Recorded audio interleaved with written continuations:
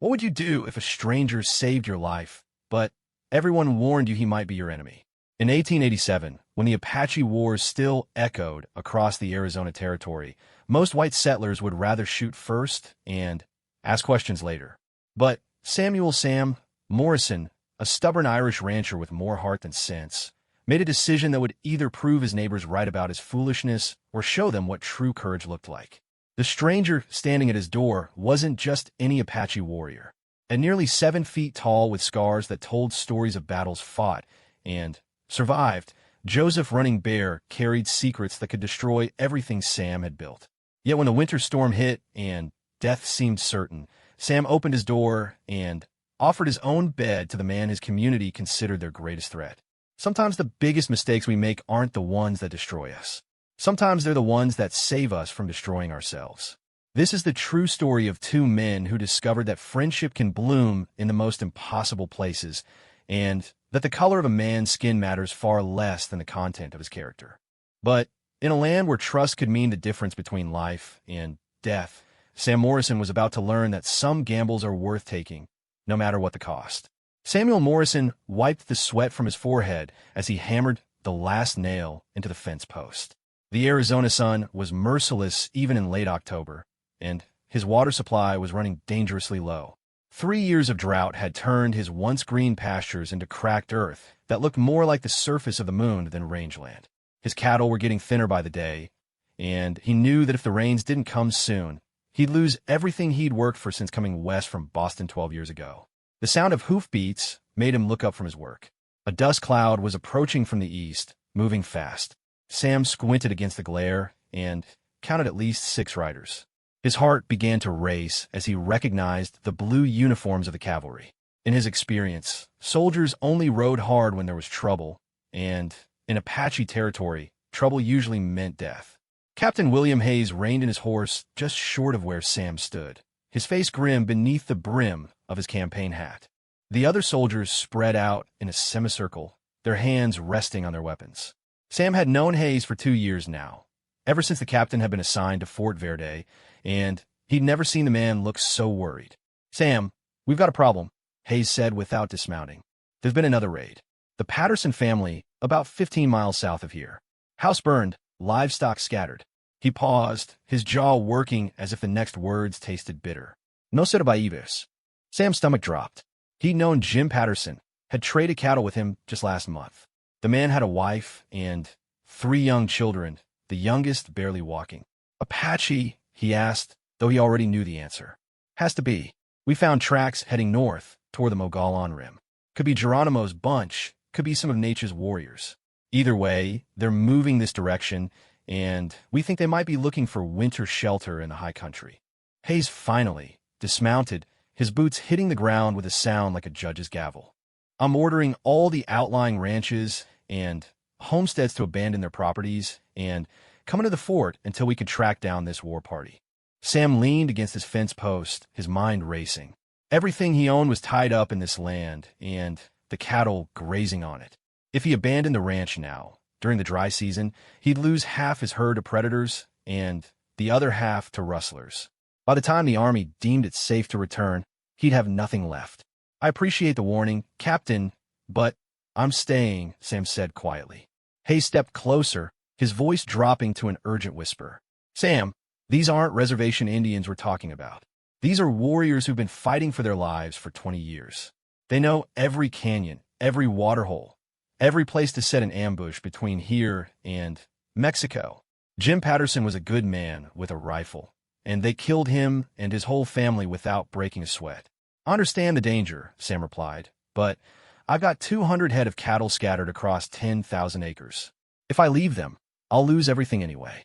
At least if I stay, I have a fighting chance." The captain stared at him for a long moment, then shook his head. "You're either the bravest man I know or the most foolish. Maybe both." He remounted his horse and gathered the reins. "I can't spare any men to stay with you, Sam. We're stretched too thin as it is. If you're determined to stay, keep your rifle close and your eyes open. And if you see any sign of Apache, any sign at all, you light out for the fort and don't look back." Sam watched the soldiers ride away until they disappeared into the shimmering heat haze. Then he picked up his hammer and went back to work on the fence. There was no point in worrying about what might happen. In his 12 years on the frontier, he'd learned that worry never stopped a bullet or turned away a raiding party. The only thing that mattered was being prepared.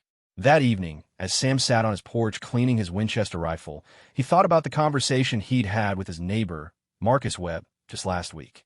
Webb had been full of stories about Apache atrocities, tales that grew more horrific with each telling. According to Webb, the Apache were not quite human, more like animals that walked upright and had learned to use weapons. They killed for sport, tortured their captives for entertainment, and could not be reasoned with or trusted under any circumstances. Sam had always taken such stories with a grain of salt. He'd met a few Apache traders at the general store in Prescott, and they'd seemed like ordinary men trying to provide for their families. But he also knew that war changed people, turned ordinary men into killers on both sides of the conflict. The Apache warriors raiding throughout the territory were fighting for their very survival, and desperate men were capable of terrible things. As darkness fell, Sam secured his livestock in the barn closest to the house and checked the locks on his doors and windows. He loaded his rifle and placed it within easy reach of his bed, along with his Colt revolver and enough ammunition to hold off a small army. Then he tried to sleep, though every sound outside made him reach for his weapons. The storm hit just before dawn. Sam was awakened by thunder that sounded like cannon fire and rain that hammered against his roof like bullets. Within minutes, the dry washes around his property were running bankful with muddy water. He'd prayed for rain for months, but this wasn't the gentle shower he'd hoped for.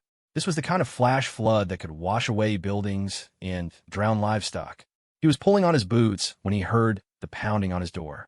At first, he thought it was just the storm, branches blown against the wood by the wind.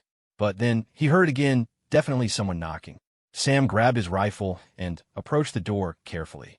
"Who's there?" he called out. The voice that answered was deep and spoke with an accent he couldn't quite place. "Please, I need help. I'm Hort." Sam's finger tightened on the trigger. It could be a trick, a way to get him to open the door and lower his guard. But the voice sounded genuinely distressed, and the storm was growing worse by the minute. Anyone caught outside in weather like this wouldn't last long. "Step back from the door," Sam commanded.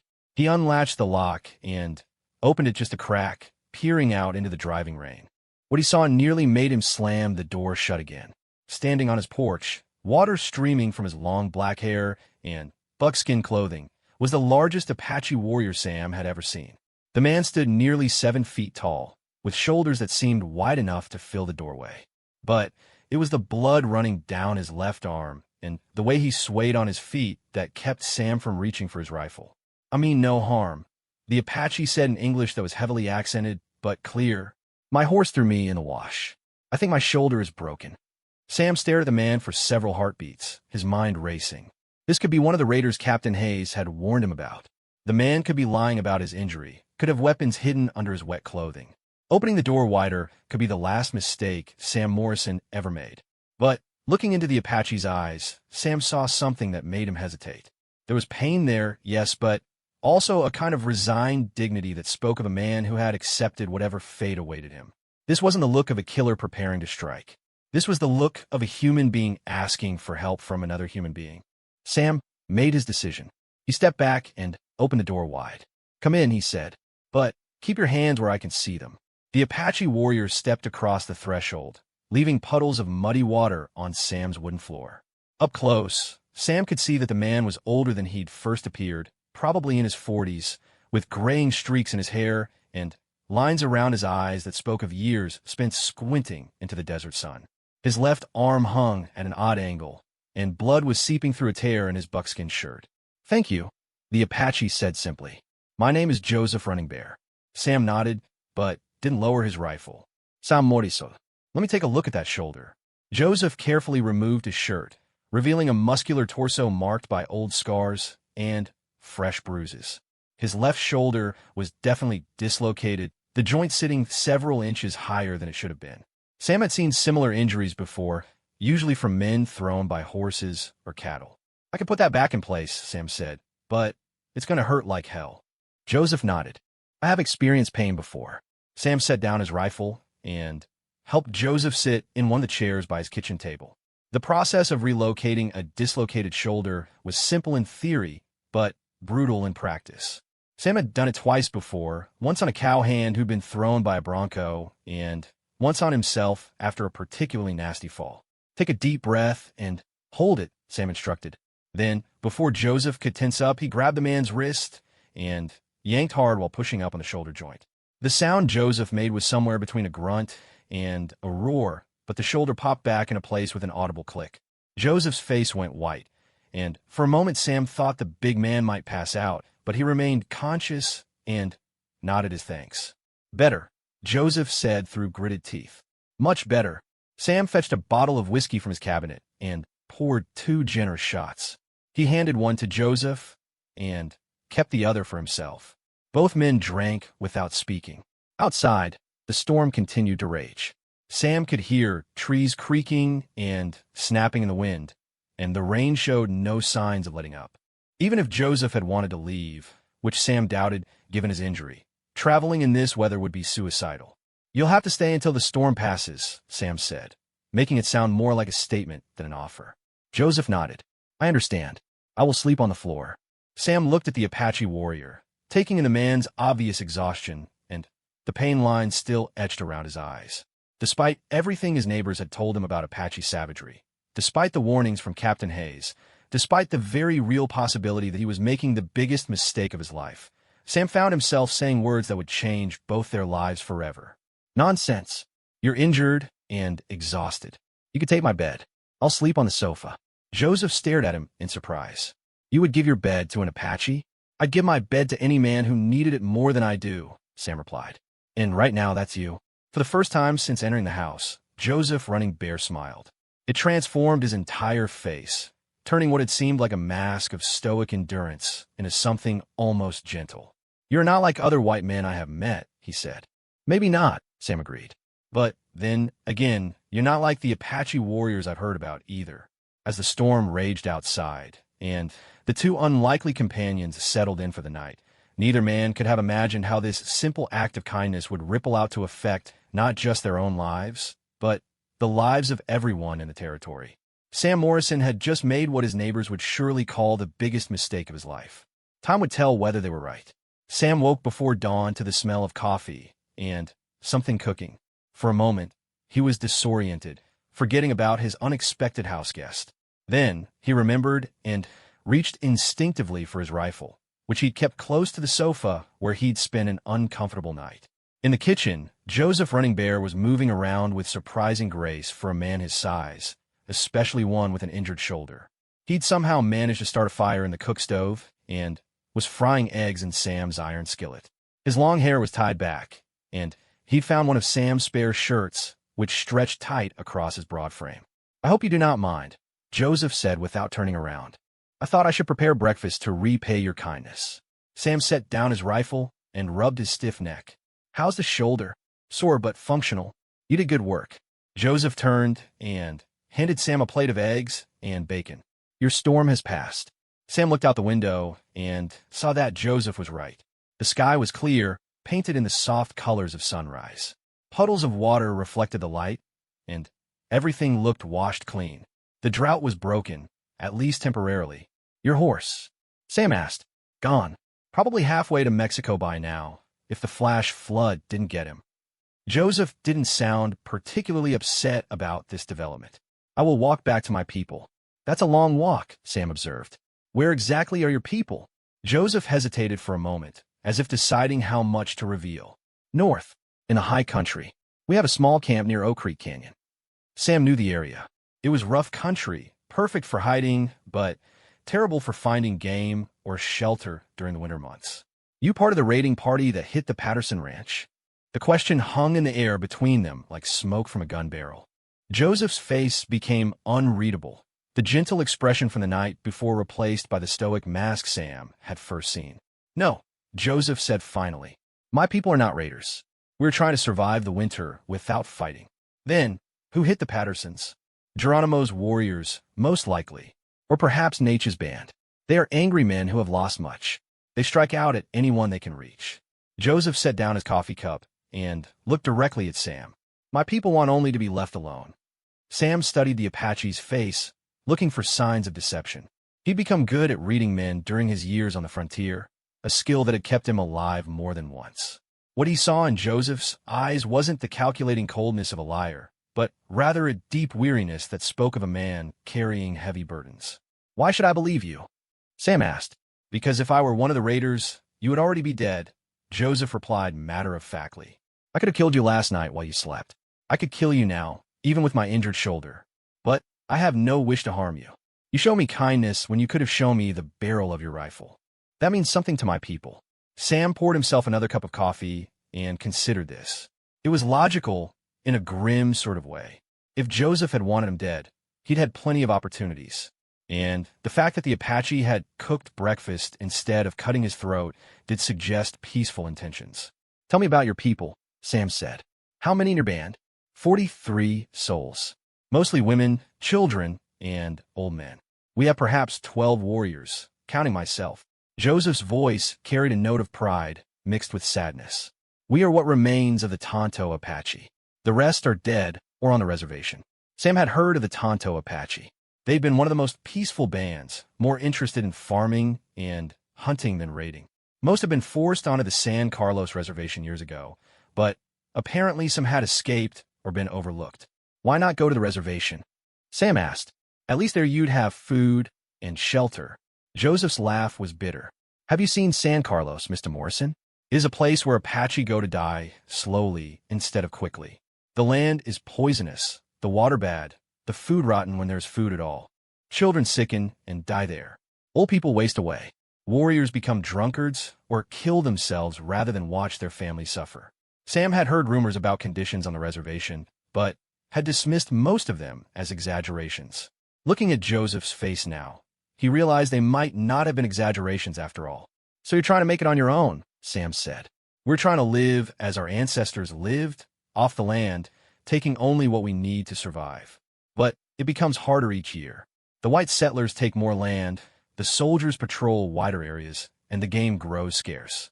Joseph stood up and walked to the window, gazing out at the rain-soaked landscape. "Soon there will be nowhere left for us to go." Sam joined him at the window. His own cattle were already moving out into the grassland, drawn by the scent of the fresh rain. In a few days, if more storms followed, the grass would start growing again. His ranch might survive after all. "What will you do now?" Sam asked. "Return to my people and help them prepare for winter. We have found a sheltered canyon with good water and enough wood for fires. If we are careful and the army doesn't find us, we might survive until spring." Sam made a decision that would have horrified his neighbors. "Take some of my cattle." Joseph turned to stare at him in amazement. "What? You need food for the winter. I've got more cattle than I can properly care for, especially after this rain brings the grass back. Take a dozen head, maybe 15. Your people can butcher them and dry the meat." "You would give cattle to Apache?" Joseph's voice was filled with disbelief. "Your neighbors would call you crazy. The army would call you a traitor." "My neighbors already think I'm crazy for staying here alone," Sam replied. "And the army doesn't need to know.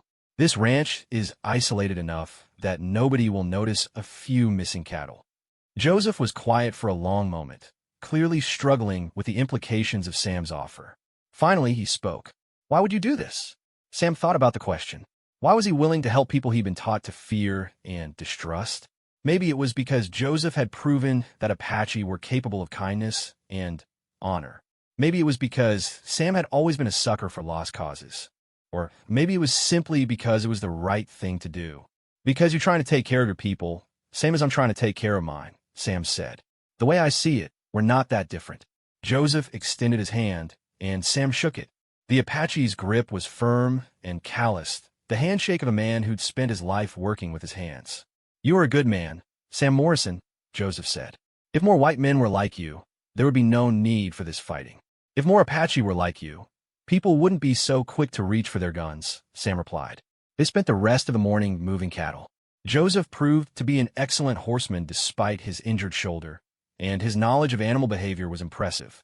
He selected the cattle with an expert eye, choosing the older animals that would provide the most meat while leaving the young breeding stock for Sam's herd. As they worked, they talked. Joseph told Sam about Apache traditions, about the sacred places in the mountains where his ancestors were buried, about the old ways of living in harmony with the land. Sam shared stories about his life in Boston, about why he'd come west, and about his struggles to build something lasting in this harsh country. By midday, they had gathered 15 head of cattle and were driving them toward the northern edge of Sam's property. Joseph would take them from there, following hidden trails through the foothills to reach his people's winter camp. "How will I know if you made it safely?" Sam asked as they prepared to part ways. Joseph pointed to a tall pine tree that stood on a ridge about 2 miles north of the ranch. "If we are well, I will tie a piece of red cloth to that tree. You can see it with a spyglass. If the cloth is there, you will know we are safe." Sam nodded. "And if you need more help, you have done enough. More than enough." Joseph gathered the reins of his borrowed horse and looked back at Sam. "But I will not forget this kindness. If you are ever in danger, if you ever need help, send word to the canyon near Oak Creek. Someone will come." Sam watched as Joseph and the cattle disappeared into the maze of arroyos and ridges that led toward the mountains. Then he rode back to his ranch, already wondering if he'd made a terrible mistake. That evening, as Sam sat on his porch watching the sunset paint the sky in shades of gold and crimson, he saw a rider approaching from the south. Even at a distance, he recognized the military bearing and the blue uniform. Captain Hayes was returning, probably to check on him and see if he'd survived the night. Sam quickly checked to make sure there were no obvious signs of his Apache visitor. Joseph had been careful to clean up after himself, and the missing cattle wouldn't be noticed unless someone did a careful count. Captain Hayes called out as he rode up to the porch. "Thank God you're all right. We were worried when we saw the storm hit." "I'm fine, Captain. The rain was actually a blessing. Should help bring the grass back." Hayes dismounted and accepted Sam's offer of coffee.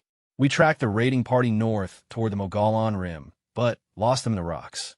Could be anywhere by now." He studied Sam's face carefully. "You didn't see any sign of Apache, did you? Any tracks, any missing livestock?" Sam managed to keep his voice steady. "Nothing out of the ordinary. The storm would have washed away any tracks anyway." "Good. We'll keep patrols in the area for the next few weeks, just to be safe." Hayes finished his coffee and stood to leave. "You're lucky, Sam. Most men wouldn't have survived a night alone out here with hostiles in the area."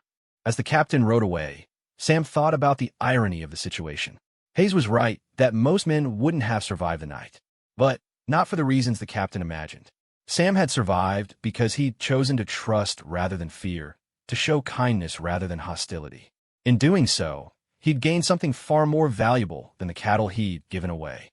He'd gained a friend. 3 days later, Sam climbed to the highest point on his property with his spyglass and trained it on the distant pine tree. There, fluttering in the breeze like a small beacon of hope, was a strip of red cloth. Joseph Running Bear and his people had made it safely home. 3 weeks after Joseph Running Bear had disappeared into the wilderness with Sam's cattle, life on the Morrison Ranch had settled into a new routine. The rains had continued sporadically, bringing the grassland back to life and filling the waterholes that had been dry for months. Sam's remaining cattle were thriving, and for the first time in a year, he felt optimistic about his chances of making it through the winter. That optimism was shattered on a Tuesday morning when Marcus Webb came riding up to the ranch house at full gallop, his horse lathered with sweat and his face flushed with excitement and anger. "Sam," Webb shouted as he pulled up in front of the porch, "you need to get your rifle and come with me. We got them cornered." Sam stepped out of the house, coffee cup still in his hand. Webb was his nearest neighbor, a former Confederate cavalry officer who'd come west after the Civil War and established a small spread about 10 miles to the east. He was a good man in a fight, but he had a tendency to see threats where none existed and to shoot first and ask questions later. "Got who cornered, Marcus?" "Apache raiders. The same bunch that killed the Pattersons and burned out the Hendricks place last week." Webb's horse was dancing nervously under him, picking up on its rider's agitation. "We tracked them to Devil's Canyon. Captain Hayes is bringing troops, but we've got enough men to handle them ourselves if we move fast." Sam's heart skipped a beat. Devil's Canyon was only about 5 miles from Oak Creek Canyon, where Joseph had said his people were camped. If Webb and his vigilante friends had found Joseph's band instead of the actual raiders, innocent people were about to die. "How do you know they're raiders?" Sam asked, trying to keep his voice casual. "Because they're Apache and they're not on the reservation where they belong," Webb snapped. "Look, Sam, I know you're not much for fighting, but we need every gun we can get. There's at least a dozen of them holed up in that canyon, and if we let them escape, they'll be raiding our spreads all winter. Sam's mind raced as he tried to figure out how to handle the situation. If he refused to join the vigilante party, Webb would become suspicious. But if he went along, he might be forced to participate in the massacre of Joseph's peaceful band. "Let me get my rifle," Sam said finally.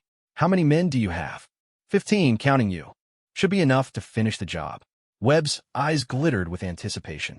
It's about time we showed these savages what happens when they mess with white folks. Sam went into the house and strapped on his gun belt, his hands shaking slightly as he checked his weapons. He'd been in gunfights before, but never one where he wasn't sure who the enemy was supposed to be. As he grabbed his rifle from the gun rack, he caught sight of himself in the mirror above his wash basin. The man looking back at him had worry lines around his eyes and a grin set to his mouth that he didn't recognize. The ride to Devil's Canyon took an hour, and, with every mile, Sam's dread grew deeper. Webb's vigilante party consisted mostly of small ranchers and townsmen from Prescott, men who'd lost livestock or property to Apache raids over the years, and were eager for revenge. They rode with the grim determination of a lynch mob, their faces set in hard lines, and their hands never far from their weapons. Devil's Canyon was a narrow gorge cut into the red rock of the high desert, with steep walls that made it easy to defend, but difficult to escape from. Webb positioned his men along the rim of the canyon, giving them clear fields of fire into the depths below. Sam found himself lying behind a boulder about 50 yards from the canyon entrance, his rifle trained on the shadows below. "I can see smoke," whispered Tom Bradley, a shopkeeper from Prescott who'd joined the party after losing some horses to raiders. "They're definitely down there." Sam squinted into the canyon and saw what Bradley was talking about. A thin column of smoke was rising from somewhere deep in the gorge, probably from cooking fire. But that didn't necessarily mean anything sinister. People had to eat, whether they were raiders or peaceful families trying to survive. "Movement on the left," called out another voice. Sam turned to see a figure moving among the rocks at the bottom of the canyon.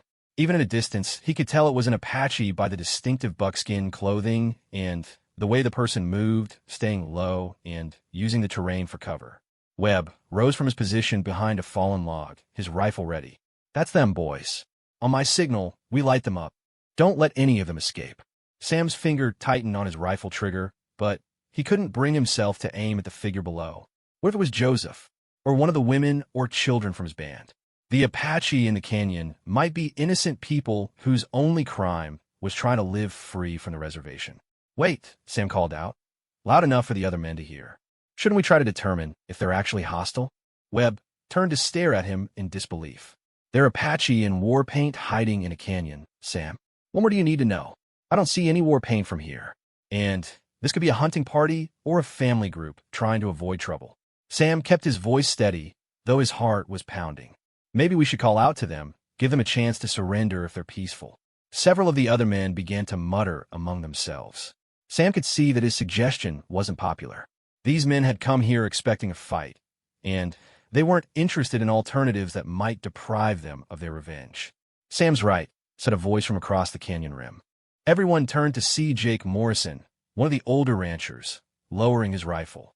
"My boy fought in the war, and he always said you should know who you're shooting at before you pull the trigger." Webb's face was red with anger. "While we're standing around talking, they could be planning an ambush. Every minute we wait gives them a better chance to escape or to pick us off one by one." As if to punctuate his words, a rifle shot cracked from the canyon below. The bullet struck a rock near Tom Bradley's position, sending up a shower of stone chips. Bradley yelped and rolled away from his exposed position. "There's your answer," Webb shouted. "They're shooting at us. Return fire." The canyon erupted in gunfire as 15 rifles opened up at once. Sam found himself caught in an impossible situation. If he didn't shoot, the other men would realize he was holding back and become suspicious. But if he did shoot, he might be killing innocent people. He compromised by firing high, aiming at the canyon walls rather than at any human targets. Around him, the other vigilantes were shooting with deadly intent, their bullets ricocheting off the rocks below and sending up clouds of dust and stone fragments. The return fire from the canyon was sporadic but accurate. Someone down there knew how to use a rifle, and the confined space was working to their advantage. The Apache had good cover among the rocks, while the vigilantes were exposed on the canyon rim. "They're moving toward the back of the canyon," Webb called out. "Don't let them reach that side passage, or they'll get away." Sam looked where Webb was pointing and saw several figures moving through the shadows, staying low and using the rock formations for cover. One of them was much larger than the others, a giant of a man who moved with surprising grace despite his size. Sam's heart sank as he recognized the distinctive silhouette of Joseph running bare. The Apache warrior was herding the smaller figures toward the back of the canyon, clearly trying to get them to safety. Sam could see now that some of the figures were too small to be adult warriors. Joseph was protecting women and children, just as he'd said his band consisted mostly of noncombatants. "Joseph," Sam called out, not caring anymore whether the other men heard him. "Joseph, it's Sam Morrison. Don't fight them." The big Apache turned at the sound of his name, his face visible for a moment in a shaft of sunlight. Even at a distance, Sam could see the surprise and recognition in Joseph's eyes. Then, another volley of rifle fire forced the Apache back into cover. Webb was staring at Sam with naked suspicion. "How do you know that savage's name?" Sam's mind raced as he tried to come up with a plausible explanation. "Heard it mentioned at the trading post in Prescott. He's supposed to be one of the war chiefs." "Well, now I know we got the right bunch," Webb said grimly. "That big one's been causing trouble all over the territory. There's probably a bounty on his head." The firing continued for another 10 minutes, but it was clear that the Apache were withdrawing deeper into the canyon. Webb organized half his men to climb down into the gorge while the others maintained covering fire from the rim. Sam volunteered to stay with the covering force, partly because he didn't want to get any closer to the killing and partly because it would give him a better view of the entire situation. As Webb's assault team made their way down the treacherous slope into the canyon, Sam kept his rifle trained on the rocks below, but continued to fire high whenever he thought the other men were watching him. He could hear Webb shouting orders and the scramble of boots on stone as the vigilantes pursued their quarry deeper into the gorge. Then, the shooting stopped. An eerie silence fell over the canyon, broken only by the distant call of a hawk circling overhead. Sam strained to hear voices or movement from below, but there was nothing. "Webb," called out Jake Morrison. "What's happening down there?" No answer came from the canyon depths. Sam began to worry that Joseph and his people had turned the tables on their pursuers. Apache were notorious for their skill at canyon fighting, and Webb's men were walking into terrain that favored the defenders. If the vigilantes had been ambushed, Sam would be partly responsible for their deaths. After what felt like hours, but was probably only minutes, Webb's voice echoed up from the canyon floor. "They got away. There's a passage back here that leads to another canyon. By the time we found it, they were long gone." Relief flooded through Sam so powerfully that his hands began to shake. Joseph and his people had escaped. There would be no massacre today, no innocent blood on Sam's conscience. As Webb and his men climbed back up to the canyon rim, their faces were grim with disappointment. They'd come expecting easy victory and found only empty rocks and cold ashes from an abandoned campfire. "We almost had them," Webb said, breathing hard from the climb. "Another few minutes, and we would have finished the job." "Maybe it's for the best," suggested Jake Morrison. "Could have been a trap. Those Apache know this country better than we do." Webb wasn't ready to give up.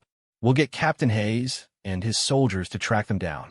Can't be far, not with women and children slowing them down." Sam nodded along with the others, but privately he was hoping that Joseph had enough of a head start to disappear completely. The Apache warrior had proven his skill at surviving in hostile territory, and, with any luck, he would keep his people safe until the army lost interest in pursuing them. The ride back to their respective ranches was subdued.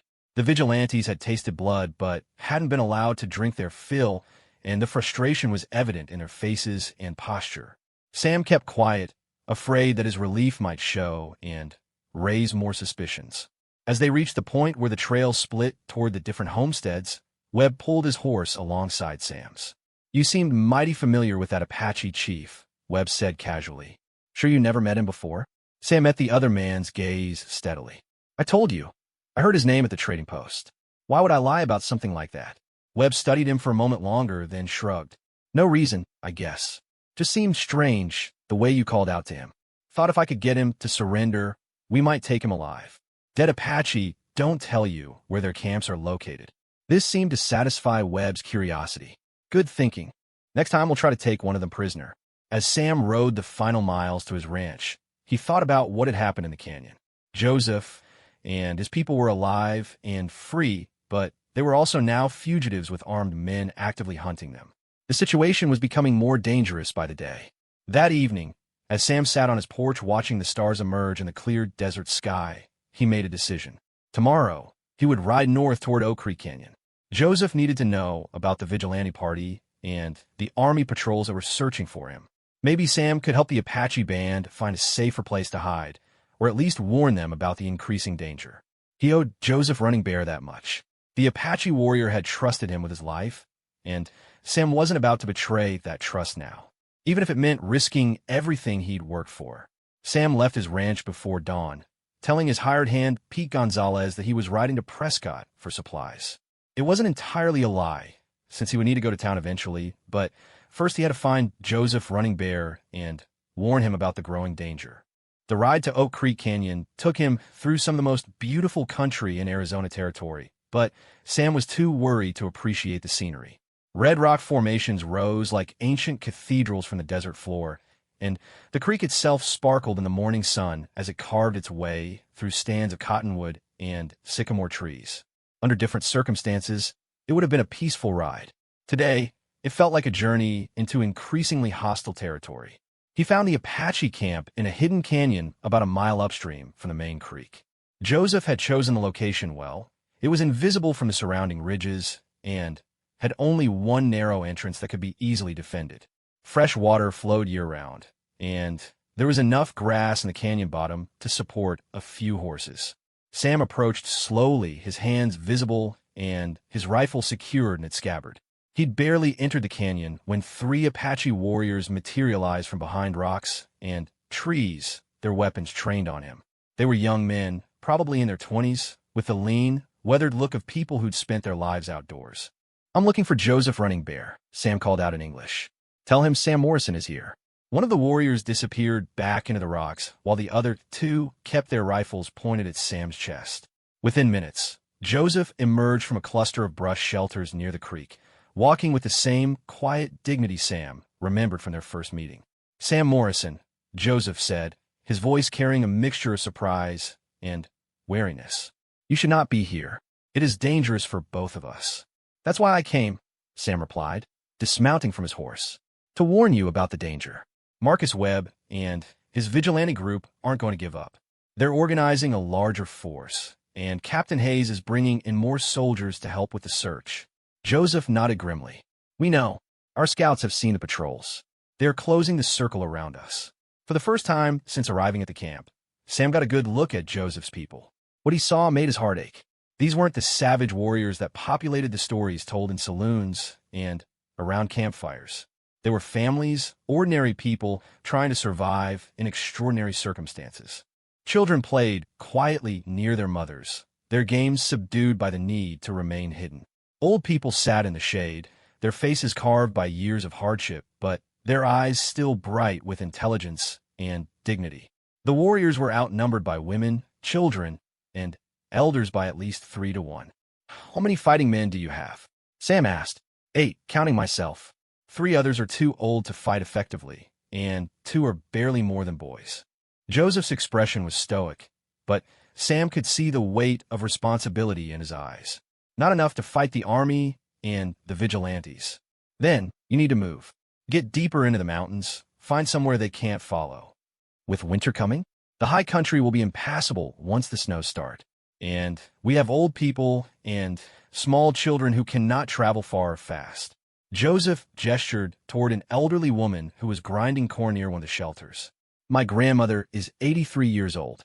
She has walked enough miles in her lifetime." Sam looked around the camp again, taking in the meager possessions and the obvious signs of people living on the edge of survival. Even with the cattle he'd given them, Joseph's band was barely getting by. Moving deeper into the wilderness would likely mean death for the weakest members of the group. "What about the reservation?" Sam suggested, though he knew what the answer would be. "San Carlos is a death sentence, just slower than a bullet. My people would rather die free than waste away in that place." Joseph's voice was firm, but Sam could hear the pain underneath. We have made our choice. A commotion near the canyon entrance interrupted their conversation. One of the young warriors came running toward them, his face tight with urgency. Soldiers coming, he reported in Apache, then switched to English for Sam's benefit. Many soldiers, maybe 20, following the creek from the south. Joseph's face remained calm, but Sam could see the tension in his shoulders. How far? 2 miles, maybe less. They will be here soon. Joseph turned to Sam with an expression that was both grateful and sad. You must go. If they find you here, you will be considered a traitor to your own people. Sam's mind was racing. 20 soldiers against 8 Apache warriors was hopeless odds, even with the advantage of terrain. Joseph's people would be slaughtered or captured, and either fate would mean the end of their freedom. Come with me, Sam said suddenly. All of you. My ranch is isolated enough that I can hide you until things calm down. Joseph stared at him in amazement. You would risk everything to help us? Your land, your cattle, your life? Yes, Sam said without hesitation. You're my friend, Joseph. These are your people. I won't stand by and watch them be destroyed. For a moment, Joseph's stoic composure cracked, and Sam saw the depth of emotion beneath the surface. Then, the Apache warrior straightened his shoulders and began shouting orders in his native language. The camp erupted in controlled chaos as the Apache began breaking down their shelters and gathering their belongings. Sam was amazed at how quickly and efficiently they moved. Within minutes, the permanent-looking camp had been reduced to scattered ashes and empty ground. We cannot all travel together, Joseph explained as he helped load supplies onto horses. Too easy to track. We will split into 3 groups and meet at your ranch after dark. Sam nodded and climbed back onto his horse. I'll ride back separately. If anyone asks, I never saw you. As Sam prepared to leave, Joseph grabbed his stirrup and looked up at him with an expression of profound gratitude. Sam Morrison, you are either the bravest man I have ever met or the most foolish. Perhaps both. Probably both, Sam agreed with a grim smile. But I can live with being foolish. I can't live with being a coward. The ride back to the ranch seemed to take forever. Sam kept looking over his shoulder, expecting to see cavalry patrols or vigilante groups, but the countryside appeared empty. By the time he reached his own property, the sun was setting behind the western mountains, painting the sky in shades of orange and purple. Pete Gonzalez was waiting for him at the barn, his weathered face creased with worry. Senor Sam, there were soldiers here this afternoon. Captain Hayes and 6 men. They asked many questions about Apache sign, whether you had seen anything strange. Sam's heart skipped a beat. What did you tell them? Nothing, because there was nothing to tell. But the captain, he seemed suspicious. Asked if you had been acting different lately, if you had been riding off your property more than usual. What did you say to that? I told him you were a grown man who could ride wherever he pleased without asking permission from his hired hand. Pete's eyes were sharp with intelligence, despite his simple manner of speaking. But, Senor Sam, I think maybe you should be careful. That captain, he is looking for reasons to cause trouble. Sam nodded and began unsaddling his horse. Pete, I need you to do something for me. Take your horse and ride to your sister's place in Prescott. Stay there for a few days. Pete's eyes narrowed. There is trouble coming? Maybe. I'd rather have you safe than sorry. The old Mexican studied Sam's face for a moment, then nodded slowly. I have known you for 5 years, Senor Sam. You are a good man, but sometimes good men must do dangerous things. He gathered his few belongings and saddled his horse. I will be back when the trouble passes. Sam watched Pete ride away into the gathering darkness, then set about preparing his ranch to hide 43 Apache refugees. It seemed like an impossible task, but he had to try. He spent the next few hours moving supplies and clearing space in his barn, root cellar, and even his own house. The Apache would need shelter, and they would need it soon. As full darkness fell, Sam positioned himself on his porch with a cup of coffee and his rifle, waiting for his guests to arrive. The first group materialized out of the night like ghosts, appearing suddenly at the edge of his yard without making a sound. Joseph led them, along with 8 women and children and 2 elderly men. They moved with the same fluid grace Sam had noticed in the canyon, staying low and using every bit of available cover. Any sign of pursuit? Sam asked as Joseph approached the porch. Not yet, but they will find our trail eventually. We need to be ready to move quickly if necessary. Sam nodded toward the barn. I've cleared space for everyone. It's not comfortable, but it's hidden and it's warm. As the Apaches settled into their temporary shelter, Sam couldn't help but notice how quietly they moved, how efficiently they arranged themselves in the confined space, how naturally they seemed to adapt to their circumstances. These people had been living as refugees for years, and it showed in every aspect of their behavior. The second group arrived an hour later, followed by the third just before midnight. By the time all of Joseph's people were safely hidden, Sam's ranch had been transformed into something that would have horrified his neighbors and probably resulted in his arrest or execution if discovered by the authorities. He was harboring 43 Apache fugitives, including several warriors who were wanted by the army. If Captain Hayes discovered what he was doing, Sam would be charged with treason, collaboration with the enemy, or worse. Everything he had worked for would be destroyed, and his own life would probably be forfeit. But, looking at the faces of the children who had found safety under his roof, Sam felt no regret. He had made his choice, and he would live with the consequences. What he didn't know was that those consequences were already heading his way in the form of Marcus Webb and 20 armed vigilantes, riding hard through the night with blood in their eyes and vengeance in their hearts. Webb had found the Apache Trail leading away from Oak Creek Canyon, and his best tracker had identified at least 40 sets of footprints heading toward the Morrison Ranch. By dawn, Sam would be facing the fight of his life, and the peaceful solution he had hoped for would be nothing but a distant dream. The war that Sam Morrison had tried so hard to avoid was coming to his doorstep, whether he wanted it or not. Sam was jolted awake by the sound of hoofbeats thundering across his range. Dawn was just breaking over the eastern mountains, painting the sky in pale shades of gold and pink. He grabbed his rifle and rushed to the window, his heart sinking as he counted the riders approaching his ranch house. 21 mounted men were spread out in a rough line, riding hard and kicking up a cloud of dust that could be seen for miles. Even at a distance, Sam recognized Marcus Webb's distinctive black hat and the way he sat his horse like a cavalry officer, which he had been during the war. The vigilantes had found the trail. "Joseph!" Sam called out toward the barn, keeping his voice low but urgent. The Apache warrior emerged from the shadows almost immediately, moving with the silent grace that seemed natural to his people. His face was calm, but Sam could see the tension in his shoulders and the way his hand rested on the grip of his rifle. "How many?" Joseph asked. 21. Webb's brought a small army. Sam checked his weapons quickly, making sure both his rifle and his Colt revolver were loaded and ready. "Can your people get away through the back canyon?" Joseph shook his head. "Not with the children and elders. We will be caught in the open." He paused, studying Sam's face. "This is not your fight, my friend. You can still tell them we forced our way onto your land, that you are a prisoner." "Like hell," Sam replied grimly. "We're in this together now." The sound of hoofbeats grew louder as the vigilantes approached. Sam could make out individual faces now, men he'd known for years, neighbors he'd helped during roundups and barn raisings. But their faces were hard with righteous anger and the anticipation of violence. They'd come here to finish what they'd started in Devil's Canyon. "Sam Morrison."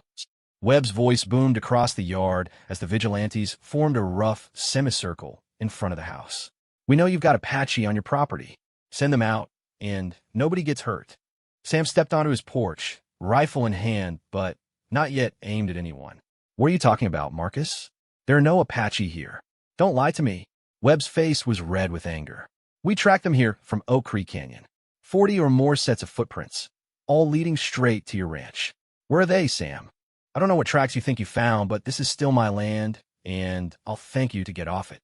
Webb dismounted and walked closer to the porch, his hand resting on his gun, but behind him, the other vigilantes spread out, positioning themselves for a fight.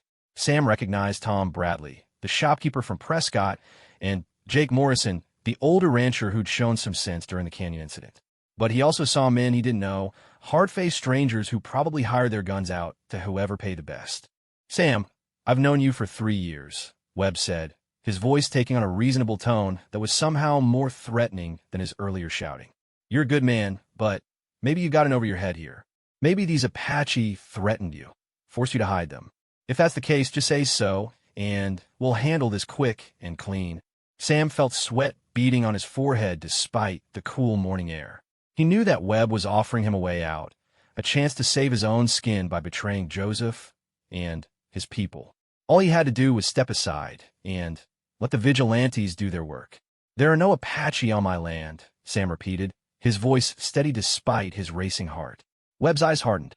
"Then, you won't mind if we take a look around?" "Actually, I would mind. This is private property, and you're trespassing." "Not anymore." Webb drew his revolver with smooth, practiced motion. "Boys, search the buildings. Start with the barn." Sam raised his rifle, the barrel pointing directly at Webb's chest. I said no. The yard erupted in the metallic sound of weapons being drawn and cocked. 20 guns were now pointed at Sam, while his single rifle was aimed at Webb.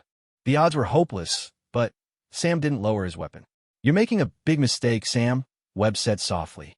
"You can't fight all of us." "Maybe not," Sam replied, "but I can sure as hell take you with me." For a moment, the tableau held like a photograph. 21 armed men facing one, the morning sun casting long shadows across the dusty yard. The only sound was the nervous stamping of horses and the whisper of wind through the cottonwood trees near the creek. Then, Joseph Running Bear stepped out of the barn. The effect was electric. Several of the vigilantes swung their weapons toward the giant Apache warrior, while others kept their guns trained on Sam. Webb's eyes widened as he took in Joseph's imposing presence. Well, Webb said, his voice filled with satisfaction. "If it isn't the famous Joseph Running Bear. We've been looking all over for you." Joseph walked slowly toward the center of the yard, his rifle held casually, but ready for use. "And now you've found me. What do you want?" "Justice," Webb replied. "For the Patterson family, for the Hendricks, for all the innocent people you and your murdering friends have killed." "My people have killed no one," Joseph said calmly. "We are not raiders. We only want to be left in peace." "Peaceful Apache," Webb laughed, but there was no humor in it. "That's like saying peaceful rattlesnake. You're all killers, every last one of you." As Webb spoke, more Apache began emerging from their hiding places. Not the warriors, Sam noticed, but the women and children and elderly people who made up the majority of Joseph's band. They moved quietly to stand behind their war chief, their faces showing the same dignified courage that Sam had come to associate with Joseph himself. The vigilantes shifted nervously as they realized they were facing families rather than war parties. Sam could see confusion in some of their faces, especially Jake Morrison and a few of the other older men. These weren't the savage warriors they'd expected to find. "Look at them, Marcus," Sam said, his voice carrying across the suddenly quiet yard. "Look at their faces. Do these look like cold-blooded killers to you?" Webb's jaw worked as he stared at the Apache families. For a moment, Sam thought reason might prevail. Then, one of the hired gunmen, a lean man with dead eyes and twin Colts on his hips, spoke up. "Apache are Apache," the gunman said in a voice like gravel. "Don't matter if they're carrying babies or rifles. They're all the enemy." "Shut up," Rawlings, Webb snapped. "I'm handling this." But the damage was done. The moment of doubt had passed, and Webb's face hardened again into lines of grim determination. "Sam, I'm going to give you one last chance. Step aside, and let us do what needs to be done. These people are fugitives from the reservation, and it's our duty to bring them to justice." "Whose justice?" Sam asked. "Yours? The Army's? What about their justice? What about their right to live free?" "They gave up that right when they left the reservation," Webb replied. "The law is the law." Joseph stepped forward, drawing everyone's attention. "I will make you an offer," he said to Webb. "Let my people go free, and I will surrender to you. 1 life for 42. "No," Sam said immediately. "We stand together or not at all." "Joseph is right," Webb said, ignoring Sam's protest. "But not just you. All of your warriors. The women and children can go to the reservation where they belong and be separated from their families forever." Joseph's voice was steady, but Sam could see the pain in his eyes. "Watch their children waste away from disease and despair. That is not life, that is slow death." Webb shrugged. "That's not my problem. I'm here to deal with hostile Apache, not to solve the Indian problem." The standoff stretched on, tension building like pressure in a steam boiler. Sam could feel sweat running down his back despite the cool morning air. One wrong move, one nervous trigger finger, and the yard would explode in gunfire. Then, unexpectedly, Jake Morrison spoke up. "Marcus, maybe we should think about this." Webb turned to stare at the older rancher. "What's to think about, Jake?" "Well, look at them. Really look at them. Morrison gestured toward the Apache families. Half of them are children and old people. This isn't a war party. It's a bunch of refugees trying to survive. They're still Apache, Webb insisted. Still dangerous. Are they? Morrison stepped forward, his rifle lowered. Sam Morrison's not a fool, Marcus.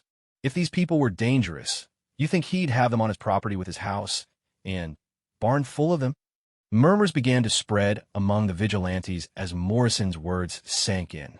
Sam could see uncertainty creeping into some faces, doubt replacing the earlier certainty. These were mostly decent men, farmers and shopkeepers and small ranchers who'd been caught up in the fear and hatred that seemed to follow every Indian conflict. But when confronted with the reality of families rather than faceless enemies, some of them were beginning to question what they'd come here to do. It doesn't matter what they look like, the gunman called Rawlings interjected. The Army's offering $50 for every Apache brought in, dead or alive. That's over $2,000 for this bunch. Is that what this is about? Sam asked, his voice cutting across the yard like a whip crack. Money? You're talking about murdering families for bounty money.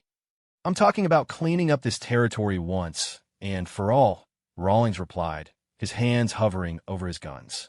Too much talk, not enough action. Time to finish this. The gunman's words seemed to break whatever spell Morrison's appeal to reason had cast. Webb's face hardened again, and Sam could see him reaching a decision. Rawlings is right, Webb announced. We came here to do a job, and we're going to do it. Sam, last chance. Step aside. Sam looked at Joseph, at the Apache families standing quietly in the morning sun, at the children who had done nothing wrong except be born into a world that saw them as enemies. Then he looked back at Webb and the vigilantes, men he'd known and worked with now transformed by fear and greed into something ugly and dangerous. No, Sam said quietly. I won't step aside. Joseph moved up beside him, the Apache warriors' presence solid and reassuring. One by one, the Apache warriors emerged from cover and took their positions, 8 men facing 21, but standing firm. So be it, Webb said, raising his revolver. The morning exploded in gunfire. Sam threw himself behind the water trough as bullets splintered the wood of his porch and shattered the windows of his house. Joseph dove for cover behind a pile of firewood, his rifle barking as he returned fire. The Apache warriors spread out, using every bit of cover available as they fought to protect their families. The battle was fierce but brief. The vigilantes had numbers and firepower, but the Apache had desperation and the advantage of fighting for their lives and the lives of their loved ones.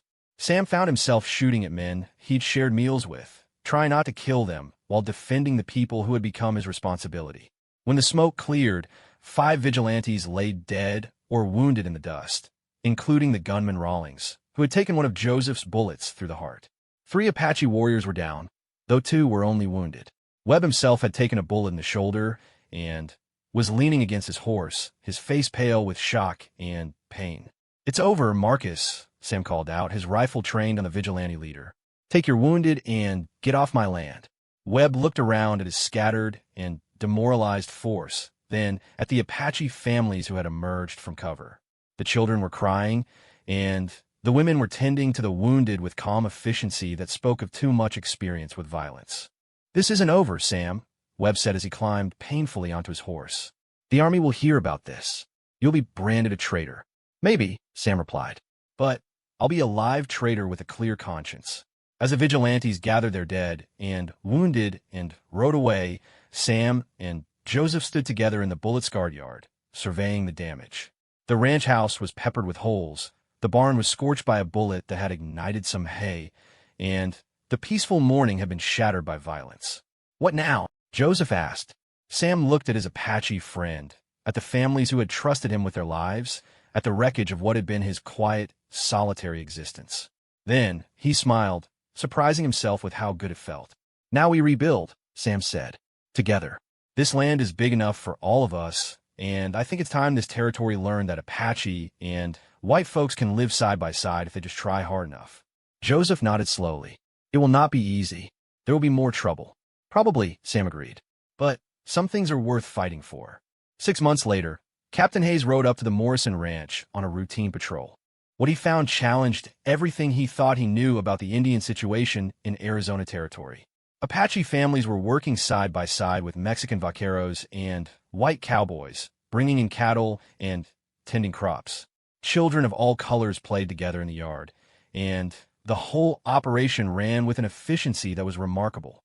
Sam Morrison met the captain at the gate, his face tanned and weathered but peaceful in a way Hayes had never seen before.